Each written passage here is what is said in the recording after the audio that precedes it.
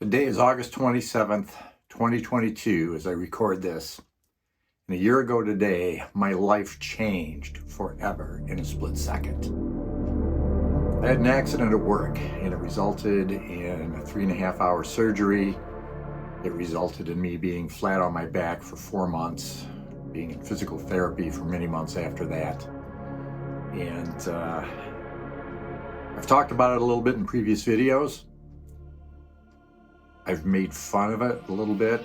I've never really let on the true seriousness of the situation, but I'd like to talk about that a little bit today.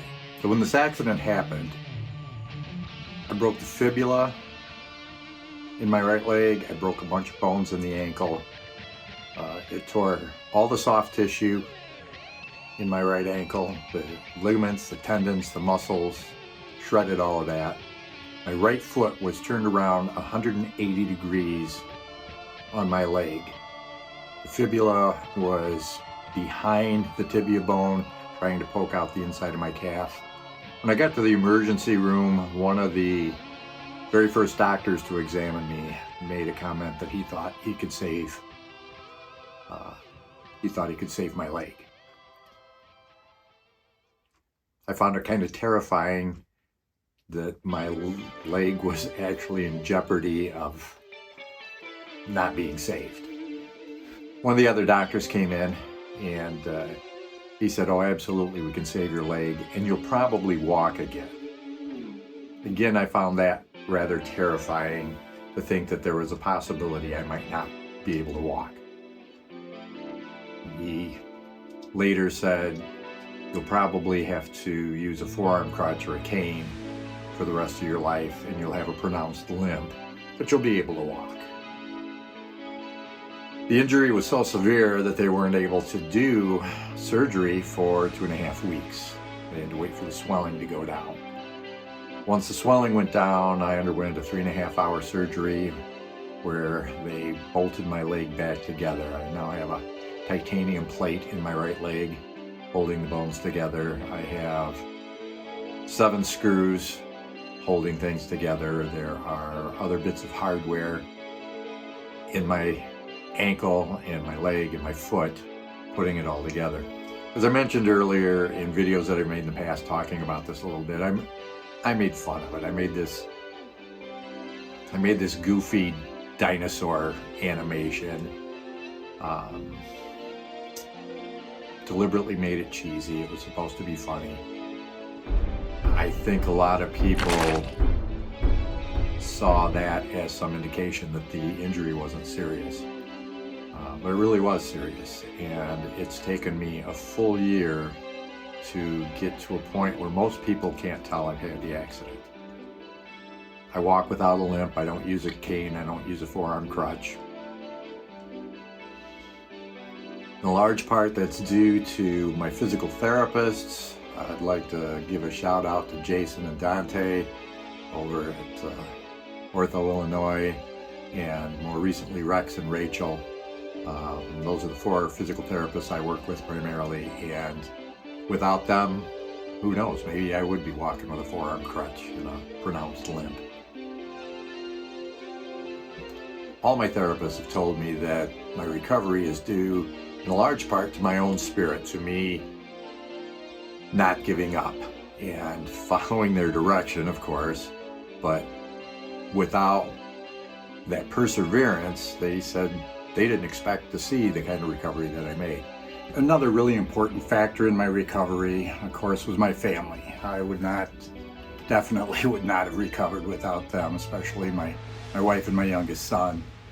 The whole family offered support, but my wife and youngest son bore the brunt of running me back and forth to doctor's appointments, taking me to physical therapy in the beginning. Without their love and their devotion, I probably wouldn't have made as good of a recovery as what I have. Now, that's not to say that I'm 100%, because I'm not 100%. Right now, I can't run. I'd be terrified to jump out of the back of a pickup truck. Every step I take hurts. Doesn't hurt enough to make me limp, but every step I take all day long hurts. And that may go away at some point in the future if I keep doing my exercises and I keep working at it, or it may not. I may have to live with that pain for the rest of my life. As a musician, this has been, I don't know, devastating, I guess, because just a few weeks before the accident, I released my new album. It's called Obscurotica. I had started a promotional campaign, which came to a dead stop the minute I had the accident. I was in the process of putting a new band together for live shows so we could go out and promote this album. Of course, that all went by the wayside as well. So here we are, a year later. I'm once again trying to put a new band together. I am once again starting to promote my new album that's been out for over a year now. So I guess what I'm trying to say is that I'm continuing to move forward even though I've gone through some bad stuff. With COVID, we had all kinds of bad things come about as a result of business closures and state and federal mandates that affected the artistic community more probably than other parts of the population. And as musicians, we've struggled to recover from that.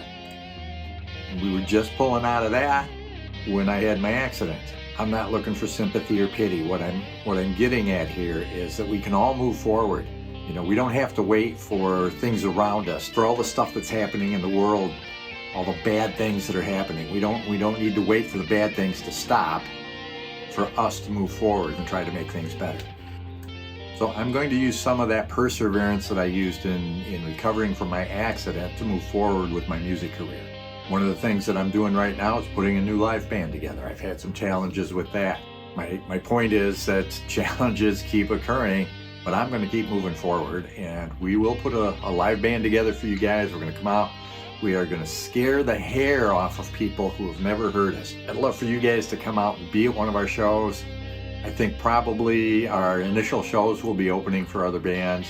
If things go well, we might be able to do some shows where we do our full set with all the props and everything. Initially, I looked at this as a terrible thing that happened to me. And over the course of the last year, I've actually found some silver lining in the dark cloud, as the cliche goes. I've met some incredible people, Jason and Dante and Rex and Rachel over at Ortho, Illinois. I've met some great doctors and nurses. I've had time to reflect on what I wanted to do with my life. And one of the things that I decided is I don't want to wait to be happy. I don't want to wait until things that are not in my control change to pursue the things that make me happy. One of the people that I met at my day job where I got injured, just last week she turned 100 years old. And this lady is amazing. She told me that her life was perfect. She said her parents were great parents. She had an awesome brother who looked out for her. She had a wonderful husband who died relatively young, but she didn't hold on to the negative part that he died young. She held on to the part that he was amazing and they loved each other. And she looks at the century that she's lived and she does not focus on anything negative. I'm trying to incorporate something like that into my own lifestyle. That's one of the things that occurred to me when I was laying on my back with my leg in the air is, you know, I got to look at the positives here. And I guess even though I'd really rather not have a metal plate in my leg and have this pain that I have to deal with every day, there were some good things that came out of my accident, and I need to focus on those things. And I'm going to focus on continuing to move forward. And I guess that's what I wanted to talk to you all about today. So I guess I don't know how to wrap this video up other than to say let go of the negative stuff in your life, change what you can change, learn to deal with the things you can't, and do everything in your power to make your life better and the lives of the people you love better.